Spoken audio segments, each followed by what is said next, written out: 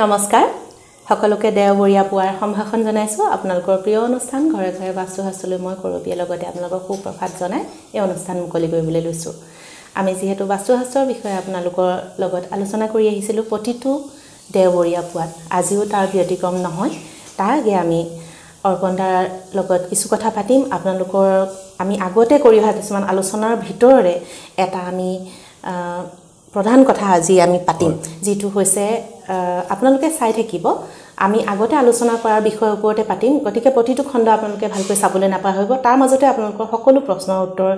থাকিব বা সমসাময়িক তেনে ধৰণৰ আপোনালোকৰ প্ৰশ্ন পাব প্ৰথমে আমি অনুষ্ঠানৰ মাজলৈ অৰ্পণদা আপোনাক সুপ্ৰভাত জনাই সম্ভাষণ জনাইছো অৰ্পণদা যেহেতু মই ইতিমধ্যে দৰ্শকসকলক কৈছো যে আমি আগতে পাতি অহা কথাৰ মাজৰে এটা আমি বিষয় আজি নিৰ্বাচন কৰিছো যে আমি খোৱা কথাটো বেডৰুমটো খুব গুৰুত্ব দিওঁ আমাৰ মুখ্য ৰুমেই হৈছে বেডৰুমটো গতিকে কেনে ধৰণে সজোৱা পৰোৱাটোৰ লগতে আমি কোনটো দিশত আচলতে বেডৰুম কৰিব নালাগে বা সেই দিশত যদি আমি শুই আছো তাৰ পৰা আমাৰ কেনে ধৰণৰ ক্ষতি হ'ব পাৰে আমি আগতে বেডৰুম কোড হয় আমি হেকথা বহুত টপিক কৰিলো আজি প্ৰথম আপিটো অনুষ্ঠান হৈছে যত আমাৰ বেডৰুম কোড হ'ব নালাগে হয় কাৰণ বেডৰুমটো কি বস্তু আমি 24 ঘণ্টাৰ ভিতৰত বিছনাখনতে আমি 8 ঘণ্টা মান থাকো তাৰ মানে কনস্ট্যান্টলি আমি এটা দিশত 8 ঘণ্টা কটোৱা জায়গাটো হল আমাৰ বিছনাখন হেকাৰণে বিছনাখন আমাৰ সদায় পজিটিভ দিশত হ'ব লাগে আজি দৰ্শকসকল মই আপোনালোকক আজি তিনটা দিশ কম যত আমাৰ বিছনা হ'ব নালাগে বেডৰুম হ'ব নালাগে হে দিকটো হল পশ্চিম আৰু উত্তৰ পশ্চিমৰ মাজৰ দিকটো হে দিকটো যদি আমাৰ বেডৰুম হয় তাত আমাৰ ডিপ্ৰেছন অহা দেখা যায় ডিপ্ৰেছিভ মুড আহে বেয়া বস্তু খাবলৈ মন যায় আমাৰ হেকাৰণে হে ৰুমত আমি শুব নালাগে আপোনালোকৰ কাবাৰ যদি পশ্চিম আৰু উত্তৰ পশ্চিমৰ মাজৰ দিকটো বেডৰুম আছে হে বেডৰুমটো আপোনালোকে কোনো বেলেগ কৰিব নাযাব অকমান চেঞ্জ কৰি ল'ব আৰু এটা দিক কৈছো আপোনালোকৰ পূব আৰু দক্ষিণ পূবৰ মাজৰ দিকটো হে দিশত যদি আমাৰ শুৱে আমাৰ এনজাইটি বহা দেখা যায় এটা ডিপ্ৰেছিভ মুড আৰু এনজাইটিটো এটা বেয়া বস্তু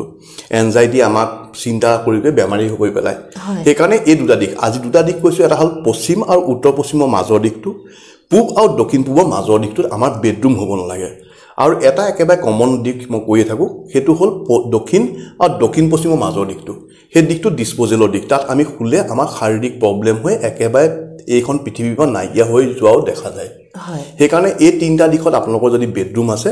মই অকল আমাৰ গোটেই ঘৰখনৰ তিনটা দিক কৈছো এই তিনটা দিশত আমাৰ বেডৰুম হ'ব নালাগে প্ৰথম দিকটো হল পশ্চিম আৰু উত্তৰ পশ্চিমৰ মাজৰ দিকটো দ্বিতীয় দিকটো হল পূব আৰু দক্ষিণ পূবৰ মাজৰ দিকটো তৃতীয় দিকটো হল দক্ষিণ আৰু দক্ষিণ পশ্চিমৰ মাজৰ দিকটো যদি আপোনালোকৰ ইয়াত বেডৰুম আছে আপোনালোকে বেলেগ একো কৰিব নাযাব পাইলে বেডৰুমটো অকন চেঞ্জ কৰি ল'ব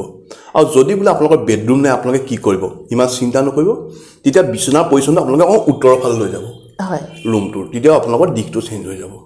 বিছনাৰ পজিচনটো সলাই বিছনাৰ পজিচনটো আমি যদি য'ত শুই আছো তাৰপৰা উত্তৰ ফালে যদি লৈ যাওঁ তেতিয়াও আমাৰ চেঞ্জ হৈ যাব সেইটো ধন্যবাদ অৰ্পণদা যেহেতু বেডৰুমটো আমাৰ বাবে আটাইতকৈ প্ৰয়োজন মই হেতু ক'লো যে আমি 24 ঘণ্টাৰ ভিতৰত 8 ঘণ্টা কটোৱা জায়গাটো হল আমাৰ বেডৰুম হয় য'ত আমি ৰিলেক্স কৰো কনস্ট্যান্টলি আমি 8 ঘণ্টা 9 ঘণ্টা আমি থাকো হেতুই অৰ্পণদা আমি যেহেতু শুৱা কোঠা অৰ্থাৎ বেডৰুমৰ বিষয়ে পাতিলোৱে ক'ত হ'ব নালাগে হেয়াও আমি গম পালো বা ক'ত হ'ব লাগে আপুনি ইতিমধ্যে আগতে কৈ আহিছে আজি আমি অনুষ্ঠানৰ প্ৰথমটো প্ৰশ্ন লৈ আহিছো লিখিছে মঞ্জু দত্তই দক্ষিণ পূবত আমাৰ কুঁৱা আছে কি কৰিম তাৰ পৰা কিবা অপকাৰ হ'ব পাৰে নেকি দক্ষিণ পূবত কুঁৱা থাকিলে মানুহৰ অপকাৰ হোৱা দেখা যায় কিন্তু দক্ষিণ পূবৰ পৰা পূবৰ মাজত যদি হয় সেই দিকটো কুঁৱা চলি যায় যদি আপোনালোকৰ ঘৰত সেই কুঁৱা থকা পিছতো আপোনালোকৰ ঘৰত কোনো ফাইনেন্সিয়েল প্ৰবলেম হোৱা নাই পুলিশ কেছ হোৱা নাই বা কাৰো কোনো দুৰ্ঘটনা বা সৰুৰা হলৈকো হোৱা নাই তেতিয়াহ'লে আপোনালোকে চিন্তা নকৰিব যদি আপোনালোকৰ ফাইনেন্সিয়েল প্ৰবলেম হৈছে যদি আপোনালোকৰ পুলিশ কেছ হ'ব পাৰে বা যদি ঘৰৰ কাবাৰ সমান সৰুৰা দুখ পাইছে বা ঘটনা হৈছে তেতিয়া কিন্তু হেতু চেঞ্জ কৰিব লাগিব যদি আপোনালোকৰ একো প্ৰবলেম হোৱা নাই তাৰ মানে সেই দিকটো আপোনালোকে চকুহে নিৰ্ণয় কৰিছে দিকখিনি আমি গৈ পেলাই জুকমাকৈ স্কেল পাতিলে ওলাই হেকাৰণে যদি সঠিক দিশত থাকে এনে পইচা খৰচকৈ বন্ধ কৰিব নালাগে আৰু যদি মই তিনটা কাৰণ ক'লো এই তিনটা কাৰণৰ যদি কিবা কিবি হৈছে তেতিয়া বন্ধ কৰি লওক আৰু যদি একোৱে হোৱা নাই আপোনালোকে তেনেকৈ থাকিবলৈও চলি থাকক নিশ্চয় তপন ভাগে লিখিছে শাহুমা ঢুকালে এতিয়া আমাৰ অংগ অখোজত ঘৰৰ খুঁটা পুতিব পাৰি বুলি কৈছে খুঁটা পুতিলো কিবা পাপ কৰিলো নাজানো অংগ মানে কি ক'লে অংগ অখোজ বুলি কৈছে বুজি পোৱা একো নাই হেবু আপোনাৰ খুঁটা পুতিলে খুঁটা পুতক ঘৰখন ভালে ভালে বনো আৰু মৃতকৰ কাৰণে যিখিনি কাম কৰিব লাগে সেইখিনি কৰক কৰাৰ পিছত আপোনালোকৰ একো দুখ নাথাকে খালি এটা কথা যদি মৃতকৰ খৰাত মৃতকৰ সকাম বা সকাম মৃতকৰ নাম মৃতকৰ পূজা পিণ্ড দিয়াত যদি আমি খেলিমেলি হৈছো তেতিয়া কিন্তু দুখ দিয়া দেখা যায় যদি আমি মৃতকৰ গোটেই কামখিনি ভালকৈ কৰিছো আপোনালোকৰ ঘৰত একো দুখ নালাগে সব কাম ভালে ভালে হৈ যাব হয় জুলামণি দাস দেৱীয়ে লিখিছে ইনভাৰ্টাৰ কোন দিশত থাকিব লাগে জনাব ইনভাৰ্টাৰটো হ'ল আমাৰ ঘৰৰ ছাপৰ্ট ছিষ্টেম আমাৰ যেতিয়া লাইট যায় ইনভাৰ্টাৰে আমাক বেকআপ দিয়ে তাৰমানে ইনভাৰ্টাৰটো হ'ল আমাৰ ছাপৰ্ট ছিষ্টেম চব বস্তু কি দিয়ে আমি নিজে ভাগ কৰি চাব লাগিব ইনভাৰ্টাৰটো আমাৰ ছাপৰ্ট ছিষ্টেম সেইকাৰণে আমাৰ গোটেই দিশখিনি উত্তৰ পশ্চিম দিশটো আমাৰ ঘৰখনৰ ছাপৰ্ট ছিষ্টেম তাত সেইকাৰণে আমি পানী টেংকি থ'বলৈ কওঁ সেইকাৰণে ইনভাৰ্টাৰটো সঠিক দিশটো হ'ল গোটেই আমাৰ বাস্তু মতে উত্তৰ পশ্চিম দিশটো উত্তৰ পশ্চিম দিশ মানে এটা ৰুমৰ উত্তৰ পশ্চিম নহয় ঘৰখনৰ উত্তৰ পশ্চিম দিশটো সেইটো হয় জয়ন্ত শইকীয়াই লিখিছে ছাৰ আমাৰ ঘৰৰ দক্ষিণ দিশত কুঁৱা আছে তাৰ প্ৰতিকাৰৰ উপায় এটা দিবচোন দক্ষিণ দিশত যদি কুঁৱা আছে আপোনালোকে যদি এইটো পুতিব নোৱাৰে কুঁৱা আৰু ঘৰৰ মাজত এখন বেৰ বা এখন ৱাল বা চকুৱা জেৰুৱা আপোনালোকে যি পাৰে দি দিয়ক তাৰমানে কুঁৱা আৰু ঘৰৰ মাজত এটা ডিফাৰেঞ্চ আহি যায় হয় আন এটা প্ৰশ্নলৈ আহিছোঁ লিখিছে ছাৰ মই আপোনালোকৰ সকলো ভিডিঅ' চাওঁ আমাৰ ঘৰলৈ ৰাতিপুৱা সদায় বেলেগৰ কুকুৰ দুটা আহি গেটৰ বাহিৰত ৰৈ থাকে সিহঁতক বিস্কুট দিওঁ খাই সিহঁতি গুচি যায় ছাৰ আমাৰ ঘৰৰ কাৰণে এইটো ভাল নে বেয়া জনাবচোন সেইটো বগা আৰু ক'লা ৰঙৰ বুলি কৈছে কুকুৰকেইটা সেইটো খুব ভাল সেইটো ৰাহু কেতু সকলো কাৰণে ভাল সেইটো আপোনালোকৰ ঘৰত আহে আৰু যদি আপোনালোকে কোনো ঘৰলৈও নাহে ৰাস্তাটো যদি পায় আপোনালোকে খুৱাব কুকুৰক খোৱালে খুব ভাল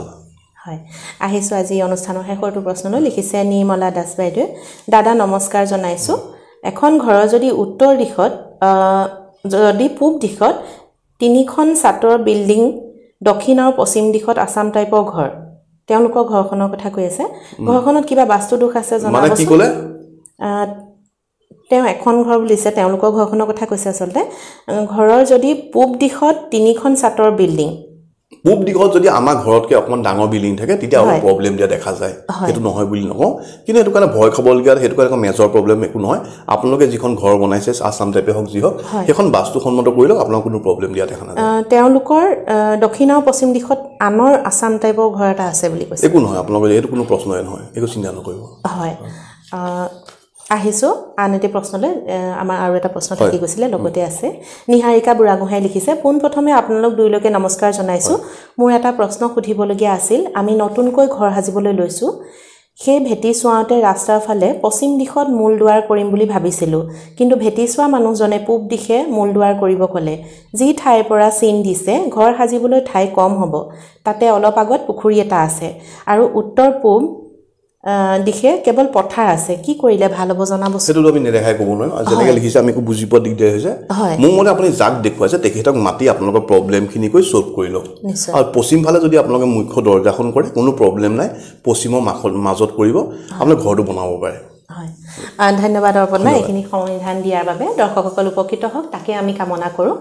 আমি আন এটি খণ্ডত আপোনালোকৰ বাবে লৈ আহিম আপোনালোকৰ সমিধানসমূহ আপোনালোকৰ সমস্যাসমূহৰ সমিধান দিবৰ বাবে আপোনালোকৰ বাবে সদায় প্ৰস্তুত আছে আপোনালোকৰ প্ৰিয় বাস্তুবিদ অৰ্পণ দত্ত আন এটি খণ্ডত লগ পাম চাই থাকিব আপোনালোকৰ প্ৰিয় চেনেল পোহৰ লাইভ আজিলৈ আহোঁ ধন্যবাদ